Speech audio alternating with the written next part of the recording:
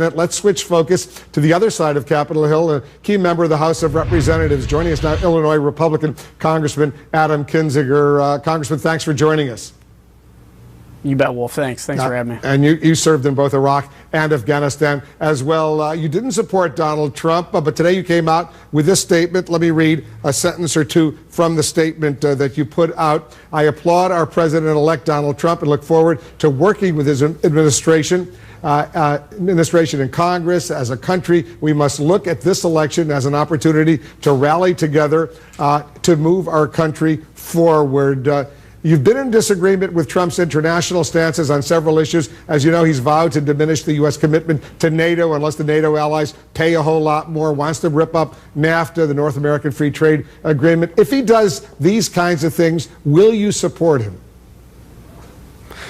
Well, you know, look, I'll be very supportive of Donald Trump in areas where I agree, but just as I was elected to do to represent the 16th District of Illinois, you know, I will, no matter who's president, stand strong for what I think is a strong U.S. foreign policy, strong commitment to NATO, pushing back against Russian encroachment in Europe and elsewhere, you know, solving the situation in Syria.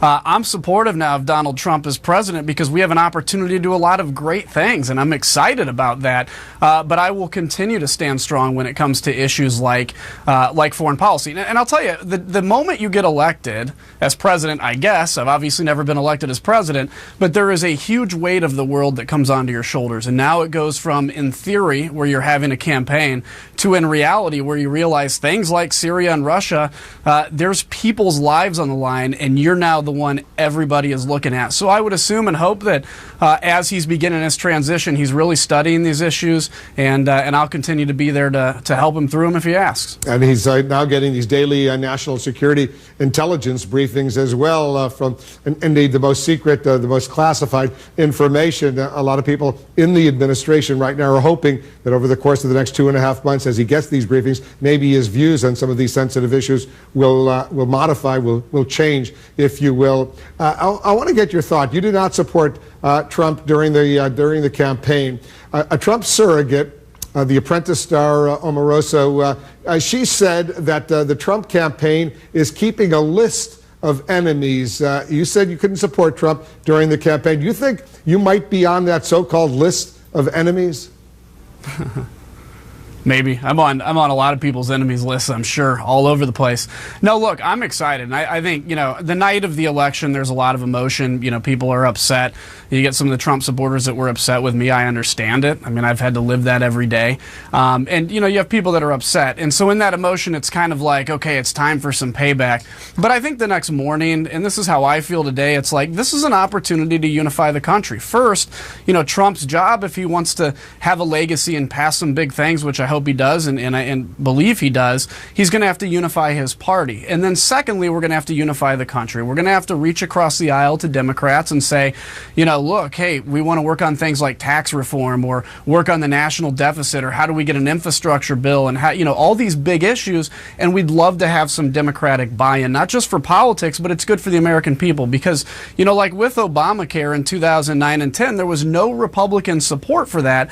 And it was an albatross around the president's neck for many years after. I think the way to do good government, even if you have all the levers of government, is to do your best to reach to the other side of the aisle. You may not always find agreement, but I think you always ought to try to find agreement. Do you believe that Donald Trump, he has said he wants to get together with the Republicans in addition to Democrats, he says, and independents? Do you actually think a Trump White House will embrace you, reach out to you, and try to work with you? Well, that's on them. You know, I'm not going to go out and beg for it. I understand everything. But I am committed to unifying this party. I am committed to supporting the areas of Donald Trump that he wants to move forward with our agenda. Again, as I said, no matter who was president, whether it was Hillary Clinton, Donald Trump, or somebody else, I'll continue to stand strong on issues of national defense and speak out for the voiceless, for instance, in Syria that are taking barrel bombs every day from helicopters, indiscriminately bombing them, or the Russians doing the same. So I'm going to continue to be as bold and aggressive as a congressman as I have always tried to be, and you know, that's up to the Trump campaign or the Trump president-elect, I guess, infrastructure now, but I am there to support the next president in every way I can. And national security, just very quickly, are you with Donald Trump and Senator Cotton, for that matter, when it comes to waterboarding? Well, I agree to an extent with Senator Cotton on that, whereas in extreme times, it ought to be an option. But I think when it comes to waterboarding, it's not something we ought to revert to in the very first case. He is true. We do use enhanced interrogation techniques, what are so-called enhanced interrogation techniques, against even, when I go through survival training with the military, for instance. So I think it ought to be a tool in the pocket, but I don't think anybody would advocate, and I certainly wouldn't advocate, using that and much worse as kind of a frontline way to get intelligence. We actually see that the best way to gather intelligence is through developing a relationship with whoever you're interrogating. Frankly, that's what breaks people more than anything. Do you see the House Speaker Paul Ryan keeping his speakership in a Trump presidency? I do, and I certainly hope so. I think it would be really beneficial for that endorsement of Paul Ryan to be made. I support him. I think Paul Ryan and Donald Trump have had some probably really good conversations since. And again, if I'm in Donald Trump's position, my goal now is to say, okay, we have to achieve some big things, and the infighting in the party that's been very real has got to stop, and we have to unify around these principles. And so I think Paul Ryan survives. He definitely has my support, and I think the party can move forward united.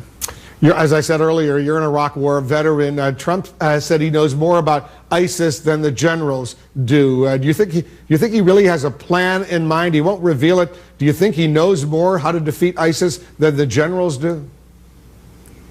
I don't think anybody knows more than our generals in terms of strategies, tactics, and bringing in State Department to understand building alliances outside of just kinetic military action, and how groups interact and what groups you can support. My guess is in the heat of the campaign, that's just something that was said. But I think he understands that, look, he wants to defeat ISIS. What are we doing that works? What are we doing that hasn't worked? What next steps do we need to take? And I fully expect President-elect Trump will convene the people that know all this the best, whether it's the diplomatic side, whether it's the military side, and come up with a plan to crush this cancer and be on the alert for the next iteration of ISIS that's certain to come eventually. You think the U.S. military would support a Trump plan? We don't know what the Trump plan would be, but let's say he comes up in the first 100 days with a Trump plan that is not necessarily conventional. You think the military over at the Pentagon, the Joint Chiefs, would automatically support what their commander-in-chief tells them to do? Yeah, that's their job. And, they work for the commander-in-chief. They defend the Constitution. Obviously, still being in the military, these men and women are heroes, and they'll do what they're told. When it comes to the Joint Chief level, obviously they'll give the president some input, some pushback when developing that plan. But ultimately, we understand as military members, and when I'm on military status, that I work for the commander-in-chief, and the commander-in-chief sets the policies. Look, there's a lot of stuff President Obama has done overseas in military that the military kind of shakes their head at and say, why are we doing things this way, or why aren't we taking the fight more to the enemy somewhere else? But they act heroically no matter who that is. And that's what's great about our country. We have civilian leadership of our military. We don't worry about coups like you see in other countries. And we have a peaceful, great transition, power transition that'll occur. And both candidates, by the way, Hillary Clinton and Donald Trump, gave very humble and frankly inspiring speeches, and I was glad to see that. And Ash Carter, the Secretary of Defense, wrote a letter today, a memorandum to all Defense Department employees, civilian and military, saying, I am committed to overseeing the orderly transition to the next commander-in-chief, promising to work very closely with Donald Trump, the president-elect of the United States. Congressman, thanks very much for joining us. You bet, Wolf. Thanks a lot. Take care.